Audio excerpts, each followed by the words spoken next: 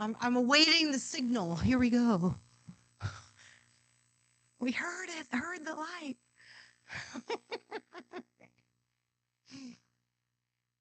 Then Josh, you want to let me know when we start recording? Okay, we're good. All right. I just wanted to say welcome to everybody. Thank you for coming to our workshop today.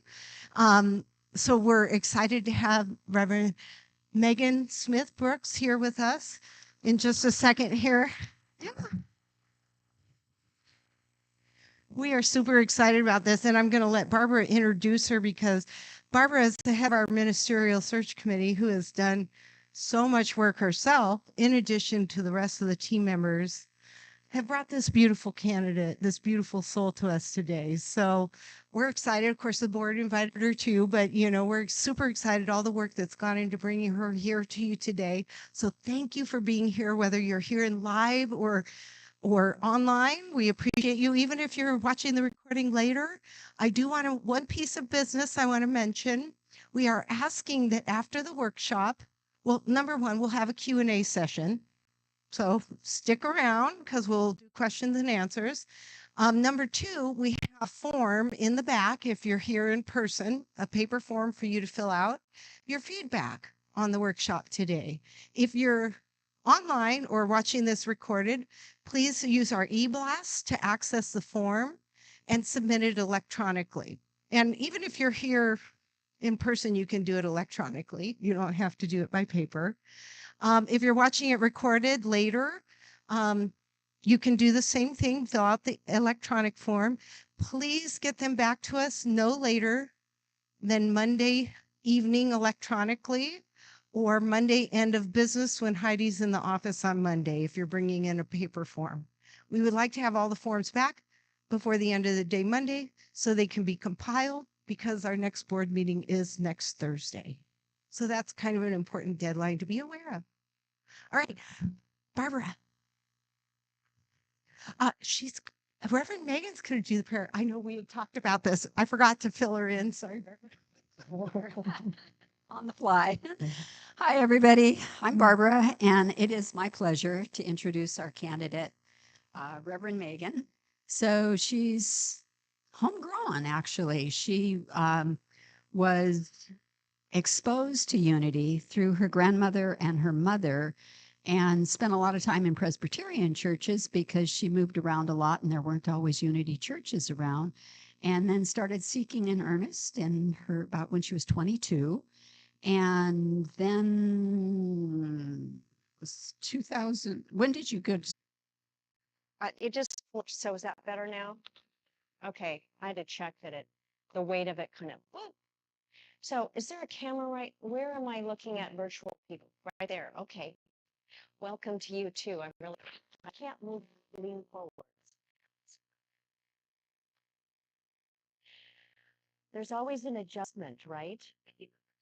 The new equipment, the new space, how to be, I'll be sharing a lot about that between today and tomorrow. So I just want to thank all of you for giving me the opportunity to be here, to connect with you, to share, and I'll be inviting you to participate as well. And are you going to be checking on with people online if they have questions or contribution, that kind of thing? Okay, perfect.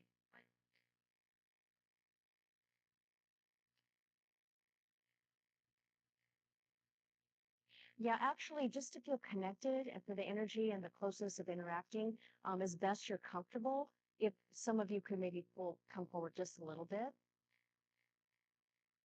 Ideally, we'd be in a circle,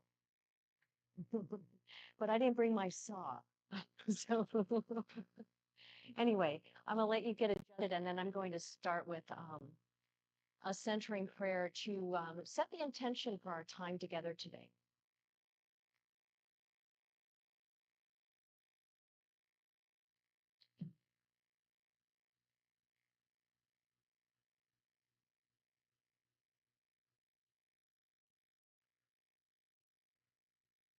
So I want to give a special welcome to those that are joining us virtually, because I know sometimes there's a challenge in that, but it's such a beautiful gift that we can share with each other no matter where we're from, um, and have that experience and that fullness, though it be a little different for each of us. So let's just take a moment to breathe. Just invite you to feel that breath that's breathing into you as a reminder that we are divine by nature. And so we hold this intention, divine presence within. I open my heart to receptivity of guidance, to releasing what is holding me back. Any unforgiveness, pain from life circumstances, and just simply allowing whatever supports my health and wholeness in abundant and meaningful ways to come into my conscious awareness manifesting now. We breathe it again and we exhale, we release that is holding us back in this moment. And in the name and through the nature of the divine manifesting as me now, in and through and as me, sit the seed. Amen. So thank you, Barbara, for the introduction. I'm going to just share a little bit more. Because, we've all been in this journey in life, and we never know what it is that we're exposed to that is becoming our teacher to offer us opportunity and experience in life that will help us to grow and develop and transform. And sometimes and oftentimes it comes in hindsight when we realize where I was and where I am. And had I not had that experience, I would be a very different person. And I can appreciate who I am because of that. Would I want to go back and experience another painful moment in time? Of course not. We wouldn't choose those things. And yet, what I want to really take us into this process today is understanding how they serve a purpose, an important purpose of our humanity, of this experience in life, and that we could not become our potential without that. It's our growing edge. So part of the gift is having the courage to embrace it and to move through it. And today, I really want to talk specifically. I feel like the workshop's a little bit like after the fact, so I regret I didn't have a chance to speak on a Sunday first. But so we're going to do some deep diving today. But the topic is unraveling pain and loss to thrive. Because ultimately, no matter what we've experienced, especially those deep and painful moments in time, can set us up to thrive in a way that we never thought possible. To shift our perspective to a place where we begin to welcome the shift and who I'm becoming. And that there's something in this moment that's enhancing who I am if I'm willing to receive it. And that's going to be the seed of how I move forward with meaning and purpose. We are meant to thrive by divine design. And the only way that we aren't is because we've done something to prevent the flow and the manifestation of that we have interfered with, from our place of fear and confusion and self-doubt, or because we bought into a story about who we are or where we came from that really wasn't the truth. All of those things that we sometimes don't even realize have been holding us back from something. And it is by our choice and our courage that we embrace it so we can really just dismantle it. How many of you are comfortable with dismantling things in your life? Oh, good. Because most people freak out. Most people are like, this is uncomfortable.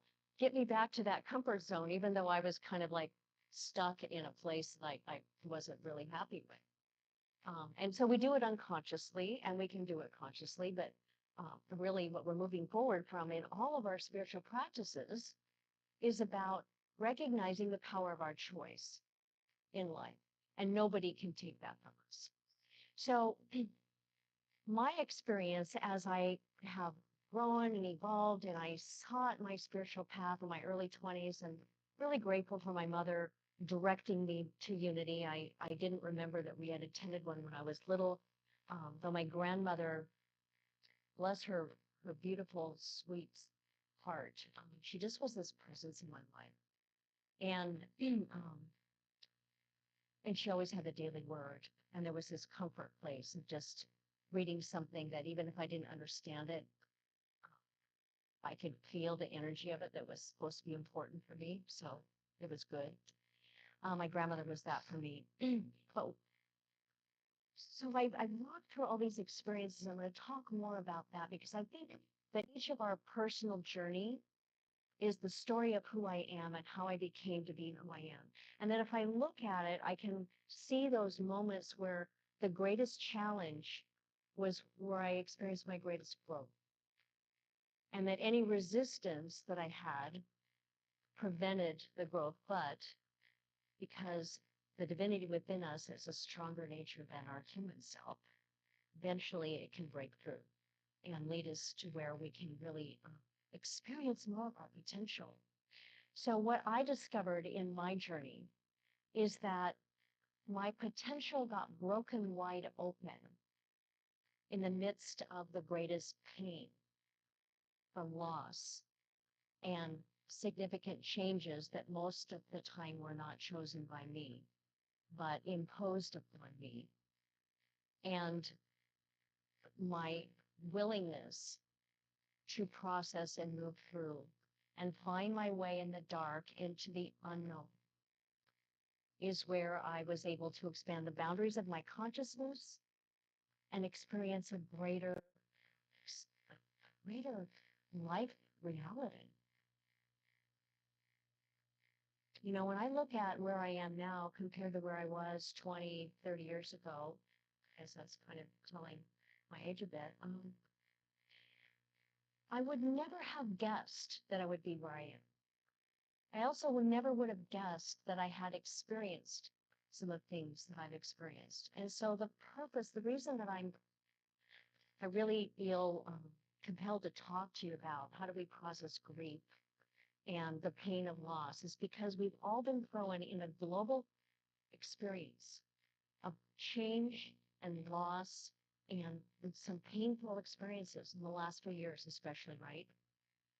Can you remember any moment in time where everyone across the planet was going through that kind of experience at the same time? And yet we've all been handling it differently because we all come from a different place of where our foundation is and how prepared we are, how adaptable we are.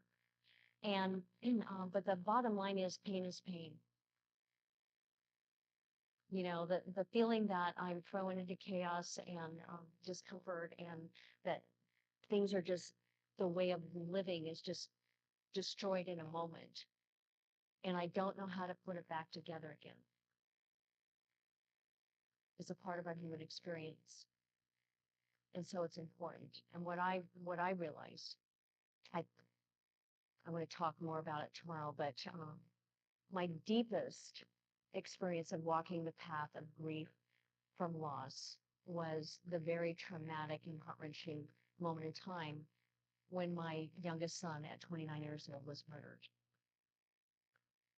And so I know the deep heartache, the nightmares. You know, when I watch on TV the triggers of knowing that another family was beginning to walk that path of grief because of a loss of life through COVID, where maybe they were not allowed because of the protocol to be with them, and the pain that that causes, or you know, the Ukraine war right now and the significant loss. Can't even imagine. But there's a resiliency in human nature that allows us to rise and to move through that. And that's what I want to help you to understand here today. So when I walked through that process of grief, I began to observe myself and the people around me. How do people respond to your loss? We're not always comfortable with it. We're awkward with it. We try to avoid having conversations about it. Let's just put it aside and we'll move forward and everything will be the way it was. But guess what? It will never be the same. It's not possible. Because the moment change of any form happens, the moment we lose something we're emotionally connected to, we're changed at our core.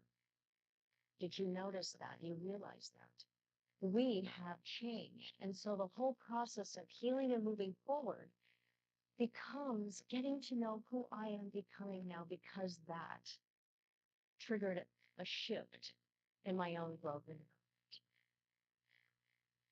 How do I become comfortable with who I am becoming? How do I become comfortable with this new relationship to myself and to those around me? Because that's changed too. So think about, have you noticed yourself trying to scramble back to the comfort zone of the way things were after something significant and painful happens?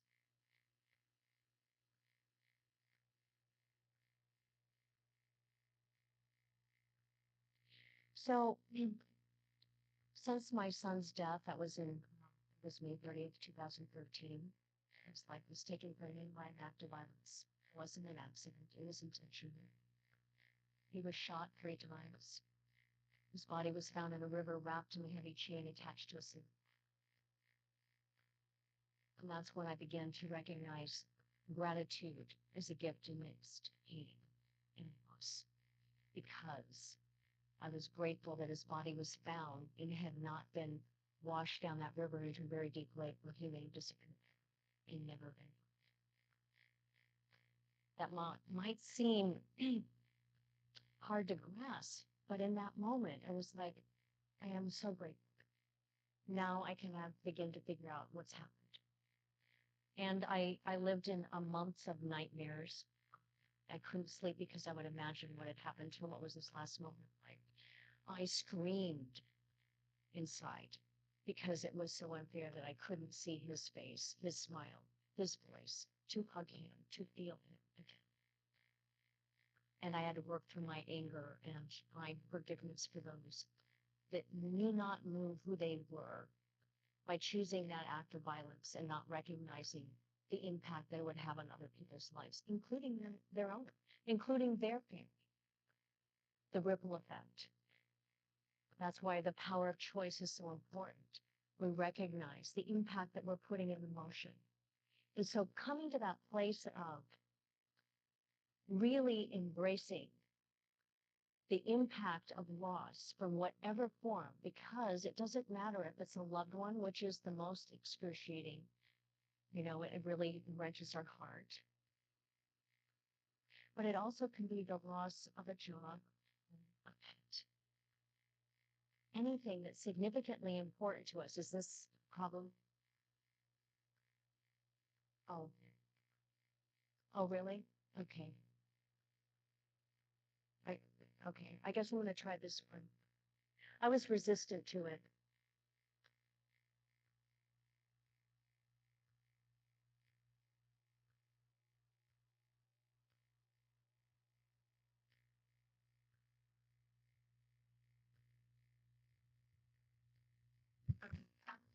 So can you hear me?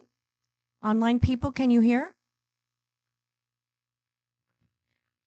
David, are you getting a confirmation? Okay. Okay. So I so easily get distracted. Uh,